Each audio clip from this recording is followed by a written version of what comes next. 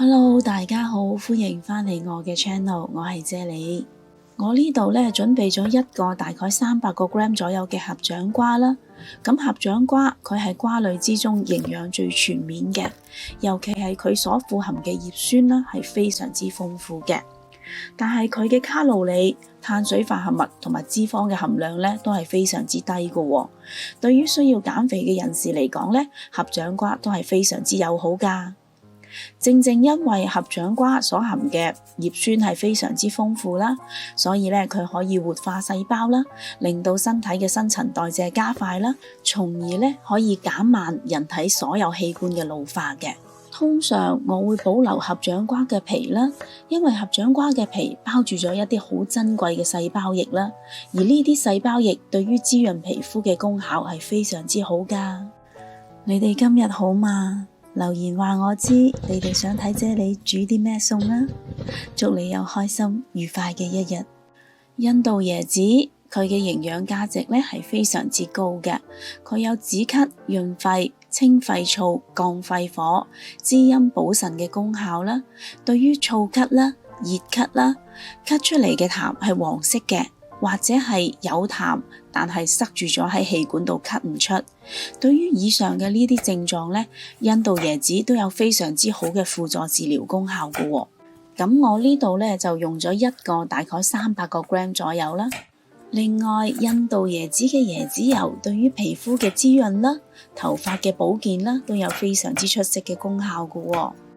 若果你對我嘅食譜有任何疑問嘅話，請你將個問題寫喺下邊評論區嗰度啊，我係非常之咁樂意同大家一齊討論㗎。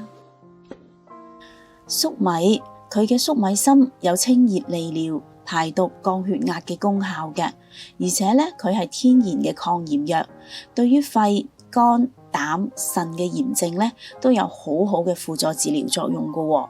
所以通常煲湯咧，我都中意將啲粟米由中間破開咗去嘅，令到粟米芯嘅功效更好地融入啲湯度嘅。一塊嘅陳皮啦，佢有化痰止咳、清肺理氣嘅功效啦。對於咳嗽痰多引致嘅心翳、唞氣唔順、氣喘，都有非常之好嘅治療功效嘅。陳皮浸咗水之後係唔需要刮走啲囊嘅，因為對於化痰止咳最有效嘅就係啲囊啦。浸陳皮嘅水我都會用埋嚟一齊煲湯嘅，咁樣個湯嘅止咳功效就會更勝一籌啦。30個 gram 嘅紅腰豆啦，佢含有豐富嘅鐵質啦、蛋白質啦，佢可以增強身體嘅免疫能力，佢仲有利水消腫嘅功效添嘅。若果你係正在減肥嘅人士或者係素食人士嘅話，咁我會建議你食一啲嘅紅腰豆啦，嚟補充身體嘅蛋白質同埋鐵質嘅。7粒嘅紅棗啦，佢所含嘅維他命 C 非常之高，唔單止可以增強免疫能力啦，而且佢所含嘅紅棗多糖成分咧，仲可以促進身體膠原蛋白嘅合成添㗎。100個 gram 左右嘅栗子啦，佢含有多種人體所需嘅維他命同埋礦物質啦。喺中醫角度嚟講，佢係入脾、胃、腎經嘅，佢有養胃、健脾、補腎、強體嘅功效嘅。80個 gram 左右嘅腰果啦，佢所含嘅蛋白質比肉類更加豐富，而且可以更加容易被人體所吸收。另外，佢仲有降低血液黏度、調整血脂嘅功效添㗎。上述嘅乾品喺製作嘅過程中，難免會沾上一啲嘅沙石塵啦，甚至乎係我哋肉眼睇唔到嘅蟲卵啦。所以咧，通常我會將佢哋清洗3-4次嘅，同埋我會將呢一個湯水嘅所有食材用料 list 咗喺呢條片嘅最後啦。若果各位有興趣煲呢一個湯嘅話，請你將呢一條片睇到最後，就可以一目了然噶啦。